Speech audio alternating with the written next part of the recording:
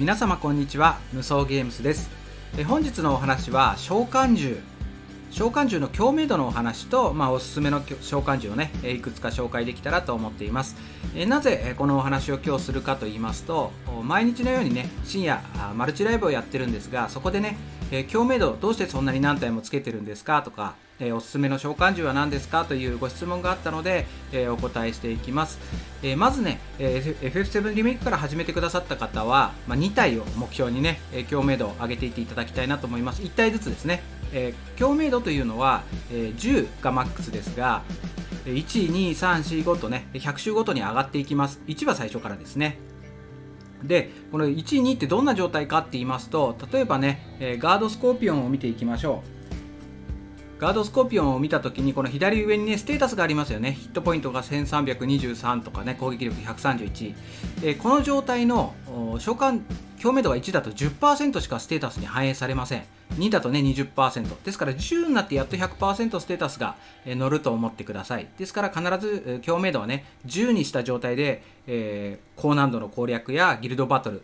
等にね、使ってください。で、また、周回するとき、素材集めね、マルチとかじゃなくて素材集め、普通に一人でソロで周回するときやスキップチケット使うときは召喚獣が10じゃないものをつけた方がお得です。まずね、1人につき何体も召喚獣との共鳴度が上がっていた方がいいという点をご紹介していきます。まず、じゃあクラウドが分かりやすいかな。クラウドで見ていきましょう。これ押すとね、ここ入手順じゃなくて共鳴度順に押しますと、クラウドがじゃあ何体共鳴度上がってるかというと、自分は今6体上げています。ガードスコーピオンと10分の10となってますね。ガードスコーピオン、それからオメガ、オーディン、サボテンダー、フェンリル、そしてクアールですね。どうして6体上げているかというと、クラウドに関してね、物理系に関してはオーディンはもうとにかく一番おすすめです。物理系だとね、全召喚獣の中で一番素早さ20って今表記出てると思うんですが、これ物理系ならオーディンは全員使えます。オーディンのボードがね、残アップもありますけど、まず残耐性アップがあって射撃耐性アップがあります。そして1キラーがある時点で、PVP とかだとね、物理系だったら誰でも使えます。ぶっちゃけ1キラーだから物理じゃなくても使えます。で、残アップなんかもありますのでね、オーディンに関してはもう物理系であれば全キャラおすすめです。一番おすすめかな、物理だと。ですが今言ったようにね、耐性が残耐性と射撃耐性です。オメガは魔法耐性があります。魔法耐性がある上に斬撃アップや攻撃アップがあるんですね。ですからまた物理キャラにおすすめです。魔法耐性を盛りたいんだったらオメガ、残耐性を盛りたかったり素早さを盛りたかったり1キラーを盛りたかったり、するとオーディンと。で、ガードスコーピオンに関してはまたちょっとね、耐性が違って射撃耐性があったりとか雷耐性があったりと。で、フェンリルに関してもオメガと似てますね。攻撃アップがあって残アップがあって、そして魔法耐性がアップがあります。なぜオメガとフェンリル両方上げてるのと言いますと、他のキャラと被った時に使えるようにですね、他のキャラがオメガしか上がってなければクラウドをフェンリル使って他のキャラにオメガを使ってあげるというようなことができるように両方上げてあります。クアールに関してもね、ガードスコーピオンとクアールね、フェデリカと一緒になった時とかシャルロットと一緒になった時にね、使い分けれるように、このようなことはしてあります。じゃあサボテンダーはなぜと。これコストが低コストだからですね。限定ギルドバトルとか今のランクマッチバトルみたいに、コスト制限があるときにコストが低い召喚獣とも共鳴度を上げておくことで、クラウドっていうのはコストが90あってね、ちょっと高いですよね。コスト制限には2種類あって、キャラクターだけのコスト制限、今の限定ギルドバトルがそうですね。キャラで220で、今のランクマッチバトル見ていただくと、召喚獣、ビジョンカード、キャラクター合わせて540っていう制限がかかってますね。全体でかかってる制限の場合には召喚獣でコストを抑えることもできます。ビジョンカードでコストを抑えることもできるんですが、そういった時に低コストの召喚獣が装備できた方が有利です。ただサボテンダーね、どうせつけるなら魔法アタッカーとかの方がね、よりいいんですけど、1キラーがあるんで物理でも使えます。低コストですのでね、とってもおすすめです。例えばオーディンは左下ね、ここにコストって書いてあります。コスト40。じゃあサボテンダーはっていうとコスト20なんですよね。半分です。20ここで削減できるというのも大きいので、複数のね召喚獣をつけていると。なぜと言われたことに対する答えは、耐性を変えれるから。もう一つが低コストにできるから。そしてもう一つのポイントが、他のキャラと被った時に使い分けができるからということで複数の召喚獣との共鳴度を上げることをお勧めしています。はい、では次はね、魔法キャラで説明していきます。一番左にグラセラがいるので、グラセラの共鳴度を見ていきましょう。グラセラは、射撃耐性があって精神が高いカーバンクルが上がってますね。そして、魔法キャラにはね、一番おすすめなのはバハムートです。魔法耐性が漏れるのもそうですが、素早いし、ステータスも高い。これはもうおすすめのキャラクターですね。それから最近だとセイレーン、詠唱短縮がありますので、詠唱魔法のあるキャラクターにはセイレーンはとてもおすすめです。そしてね、先ほどお話しした魔法アタッカーに有利なサボテンダー、これは低コストのためです。じゃあなんでフェニックス上げてるのとなると思うんですが、このフェニックスっていうのはどちらかというとタンク向きの性能です。防御力が高くって、このフェニックスの場合には打撃耐性があります。ただですね、グラセラのようにサブに学者があるもの、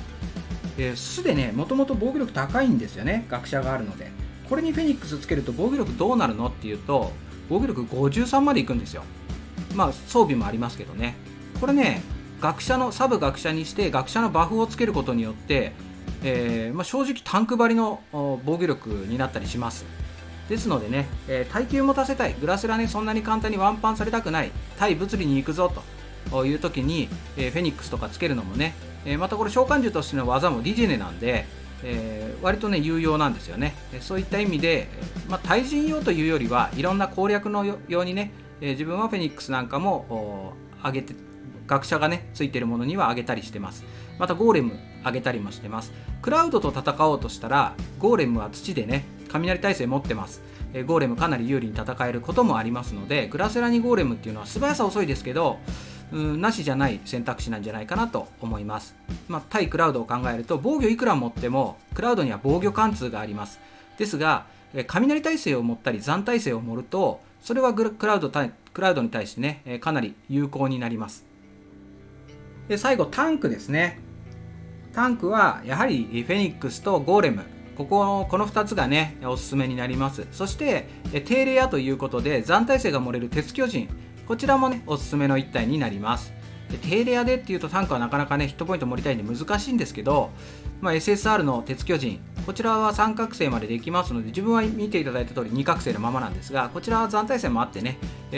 素早さは非常に遅い、9なんですが、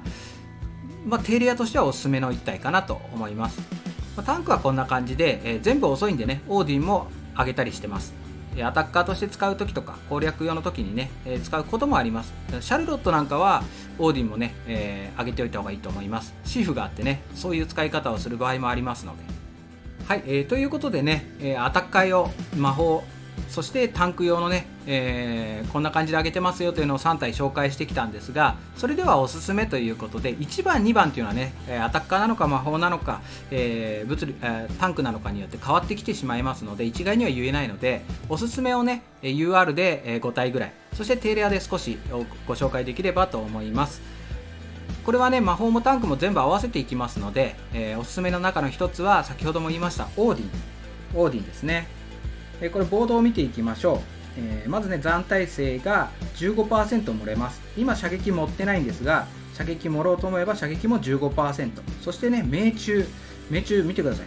12345個もあるんですよ。これは三覚醒したらなんですが、命中ねかなり高く盛ることができます。そして1キラーね25も1キラーを盛ることができます。で回避はね7ですね、最大で。その下斬撃アップありますよね。一番左にも斬撃アップあります。斬撃を盛ろうとすれば斬撃が盛れます。2つ目バハムートですね。バハムートのどうなってるかというとね、バハムートには打撃耐性があって魔法耐性があります。それから命中回避が普通にあって1キラーがありますね。バハムートにも1キラーがあるんですよ。そして、一番左魔力アップだったり、下の方にね魔法攻撃アップもあります。3番目テトラシルフィードです。テトラシルフィードは回避ですね。主に回避のキャラクター、右上の方を見ていただくと回避いっぱいありますね。項目としては6個あります。それから命中もね2つではなくて3つあって、12% か命中だとね。そして AP アップがありますね。あとは射撃攻撃アップなんかがあります。これはね射撃キャラか回避キャラが使うことが多いと思います。4つ目、これはねフェニックスゴーレム同等です。どっちでもですね。フェニックスとオーディン、これはフェニックスとゴーレムですね。これは打撃耐性がついてるのか、一つ耐性がついてるのか、そういった差ですね。あと属性の差ですよね。この2つが同意ですね。この UR としてはここ2つまとめさせてもらってどっちか。そしてもう1つ、これもね、同等です。オメガかフェンリル。オメガかフェンリルですね。これは魔法耐性が両方ともあります。じゃあオメガで例にとって見ていきましょう。ほとんどね変わらないですよ。魔法耐性があります。そして、残攻撃アップがあって、こちらにね攻撃アップがあるということで、攻撃と残撃と、そして魔法耐性が漏れるという感じですね。この光耐性のところは、フェンリルとは少し違いますが、どちらでもいいのかなと思います。魔法耐性を盛りたいアタッカーにはオメガかフェンリルですね。今おすすめしたのでね、これで、5つ、ちょっとゴーレムとフェニックスはどっちでもっていうことなんですが、5つですね。それお持ちじゃない方もいっぱいいると思います。そしたらね、例えばバハムト持ってなければ栄唱短縮のセイレーン、もしくは栄唱はねいらないから火力を上げたいよということだと、ディアボロス、あとはラムーとかね、代用が効くものはいっぱいありますので、お手持ちの中でね、どれ魔法アタッカーならね魔法の魔力を上げたいのか、耐性を上げたい、例えば魔法で斬撃を上げたい場合はね、ディアボロスというのは、斬撃耐性があります。斬撃耐性があって、魔力アップ、魔法攻撃アップがあるキャラクターなので、残耐性を盛る魔法アタッカーを作りたければディアボロスということでね、そのどんなパターンを作りたいかによってやはりね変わってくると思います。ですから魔法アタッカーにもね斬撃が上がるディアボロスと栄唱が短縮できるセイレーン、そして魔法耐性が漏れるバハムートみたいにね3つ上げておくっていうのがいいんじゃないかなと思いますが、